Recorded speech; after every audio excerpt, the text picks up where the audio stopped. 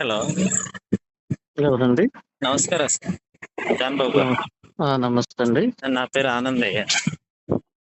చెప్పండి. అదే ఈరోజు వీడియో చూశాను అయ్యా.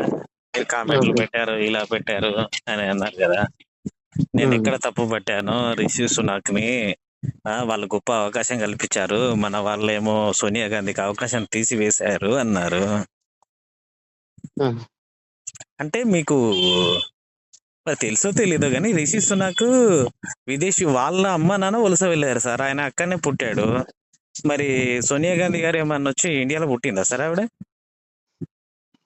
సోనియా గాంధీ ఎవరిని వివాహం చేసుకున్నా విడిగా ఏం రాలేదు కదా. అవునండి, వాళ్ళకు కొన్ని వివాహం నామ్స్ జరిగిన ఉంటాయి. తర్వాత భార్య భర్త ఏ పౌరసత్వం ఉంటుందో ఆ పౌరసత్వం అనుకుంది కదా. అవును సార్, పాలించాలంటే కొన్ని నామ్స్ ఉంటాయి కదా, దాన్ని బట్టి వాళ్ళు ఏమండి? ఇవ్వలేదు. ఎవరు ఎక్కడుంది? ఏ ఒప్పుకోలేదు. ఎవరు రాజకీయాల్లో ఒప్పుకోలేదు సార్, అక్కడ కాంగ్రెస్ వాళ్ళే కదా.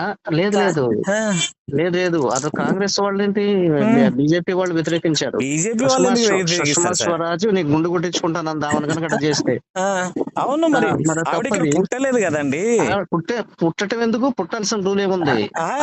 ఎలా భారతీయ అవుతుంది సార్? పౌరసత్వం కలిగింది. భారతీయ పౌరసత్వం కలిగింది. ఆయనంతా మాత్రం ఇవ్వరు కదా సార్. మేము ఇక్కడ ఎందుకు పుట్టలేదు. ఎక్కడుంది? రాజ్యాంగంలో ఉందా? పుట్టలేదు. రాజ్యాంగంలో లేదే ఆ మాట. పుట్టినటువంటి వాళ్ళకే ఇవ్వాలని రాజ్యాంగంలో రాసలేదే.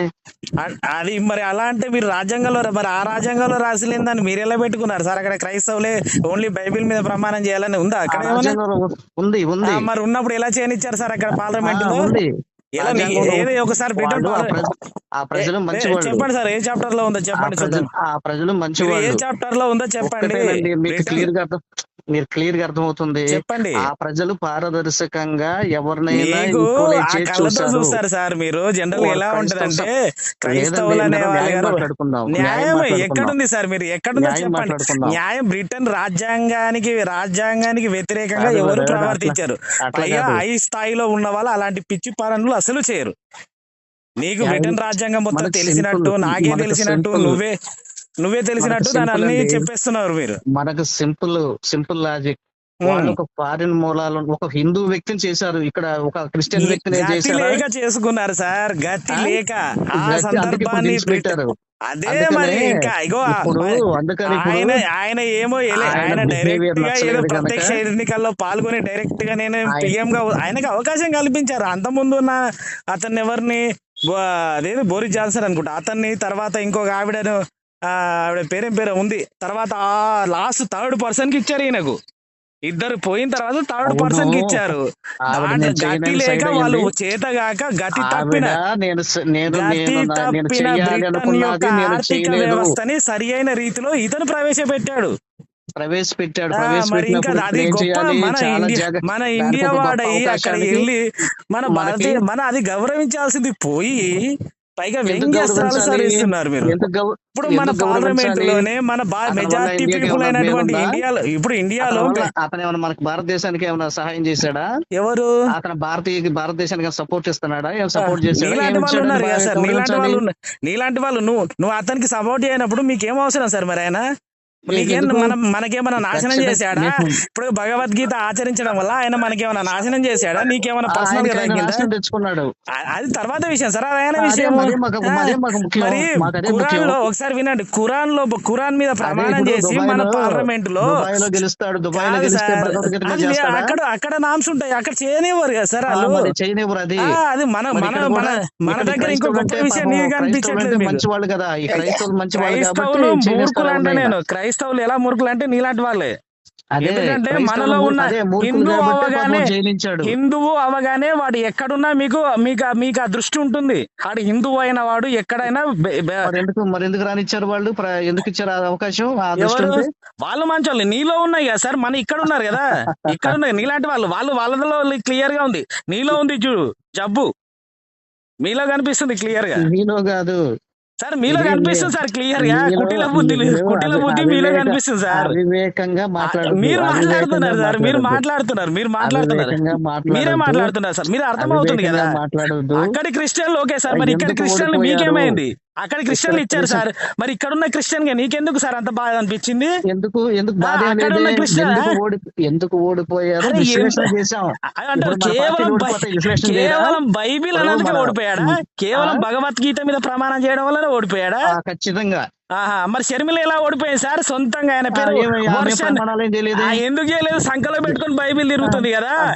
నిర్మలారెడ్డి కాదు, సొంత నిర్మలారెడ్డి, మేనత్త గారు నిర్మలారెడ్డి మీ వాట్సాప్ గ్రూపులలో తిరిగింది కదా మన దేవుణ్ణిదా. మరి మీరందరూ చెప్పారు కదా, మీరందరూ స్టేట్మెంట్లు ఇచ్చారు కదా గెలవమని మన రాజశేఖర రెడ్డికి అని మీ వాట్సాప్ గ్రూపులలో ఎంతమందికి చేయలేదు?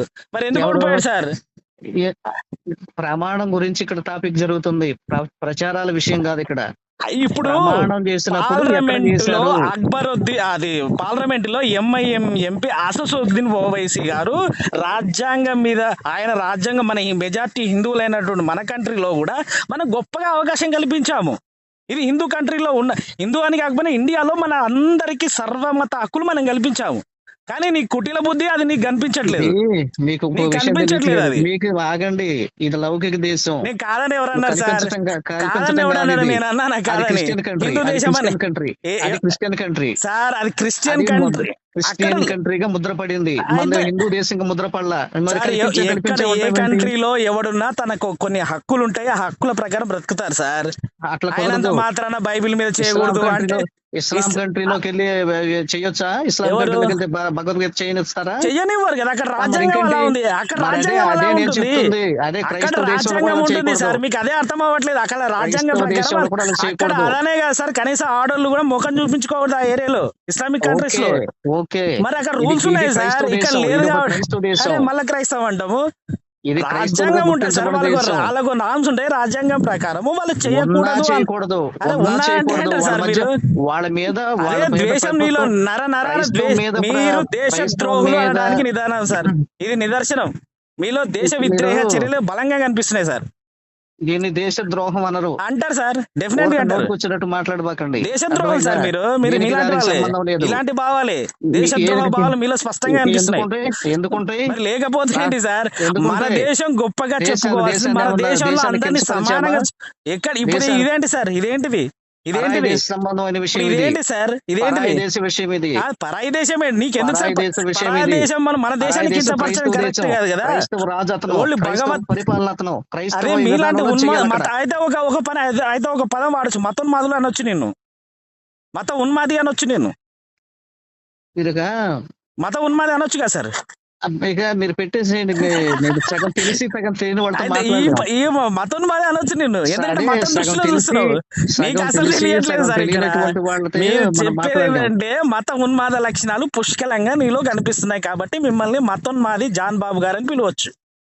సరే, అలాగే పిలువు. Okay, done sir.